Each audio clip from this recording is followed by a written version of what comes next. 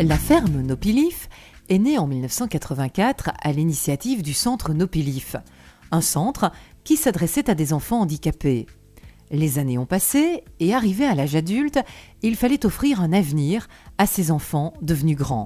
La ferme Nopilif, c'est une entreprise de travail adapté. Donc notre objectif, c'est la mise au travail et en utilité sociale de personnes handicapées. On a développé 6 métiers. L'entreprise de jardin, la jardinerie, une épicerie-boulangerie. On fait de la manutention. Il y a une ferme d'animation et un estaminet.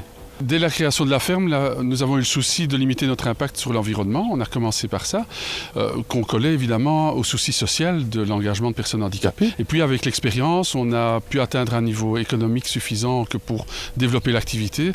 C'est à ce moment-là qu'on a réalisé qu'on était entreprise en développement durable et on a continué dans cette démarche dans tout ce qu'on entreprend à la ferme. Avec des bâtiments respectueux de l'environnement, dont un tout nouvel atelier de manutention passif, une importante batterie de panneaux solaires sur les toits et une zone de compostage qui permet de réutiliser les déchets du jardin, la ferme s'est résolument inscrite dans la mouvance écologique. On intègre la dimension développement durable à la ferme au niveau de nos constructions. Donc l'éco-construction, c'est quelque chose qu'on pratique depuis très longtemps, mais au niveau aussi de la gestion de nos abords, on privilégie la gestion différenciée. Il s'agit essentiellement de ne plus utiliser les pesticides et de développer la biodiversité sur l'ensemble des espaces que l'on entretient. Cette philosophie s'applique également aux autres métiers développés par la ferme. Donc au niveau de la jardinerie, de l'épicerie, de la boulangerie, de nouveau on privilégie les produits bio ou en tout cas respectueux de l'environnement. Les métiers développés doivent apporter une réelle autonomie de vie aux personnes handicapées. Travailler, c'est une occupation de la journée, mais c'est aussi un salaire, un revenu et des moyens pour s'intégrer dans la société. Et je crois que c'est important de pouvoir rémunérer justement chacun des travailleurs de la ferme. Mon travail ici me permet de vivre plus ou moins convenablement dans un monde très cher. L'humain est ici au centre de l'entreprise et l'activité développée se doit d'être adaptée aux capacités des travailleurs et non l'inverse. Moi, mon travail ici, c'est de faire en sorte que la boulangerie et la pâtisserie tournent bien. Qu'on essaye de faire de la marchandise artisanale, pas trop industrielle. Il y a toujours des responsabilités et une certaine rentabilité qu'on essaye de maintenir et de fidéliser le client et pas de dire c'est qui ces guignols. Ah, aujourd'hui ils sont verts, aujourd'hui ils sont pas ouverts, ça va pas.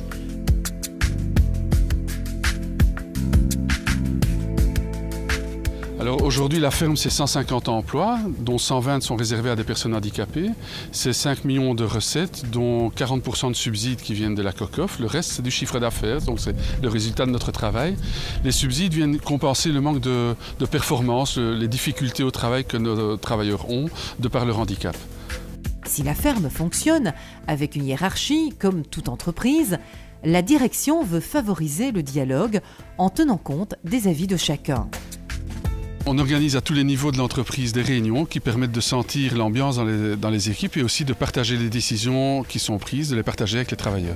Face aux difficultés économiques, on a voulu sortir des activités typiques de l'atelier protégé en offrant des services différents. Donc tous des métiers de quartier où les travailleurs sont en contact avec les clients et permettent une relation. Nichée dans un des derniers coins de campagne de Bruxelles, la ferme Nopilif est un véritable havre de paix. Donc pour nous, l'intégration dans le quartier, c'est d'accueillir les gens tous les jours pour la vie journalière. Ils viennent manger ici, ils viennent faire leurs courses ici, ils viennent discuter avec nos travailleurs, ils viennent les rencontrer. Et puis à l'inverse, nous participons à toutes les activités que le quartier organise, que ce soit la journée sans voiture ou les fêtes de quartier, le 21 juillet, etc.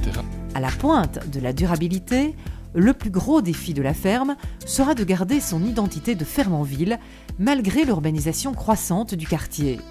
Elle devra aussi, face aux évolutions techniques, continuer à innover pour trouver de nouveaux métiers adaptés à ses travailleurs. J'espère qu'on ait assez d'espace pour qu'on puisse produire notre marchandise convenablement. C'est tout, c'est mon souhait. C'est mon souhait.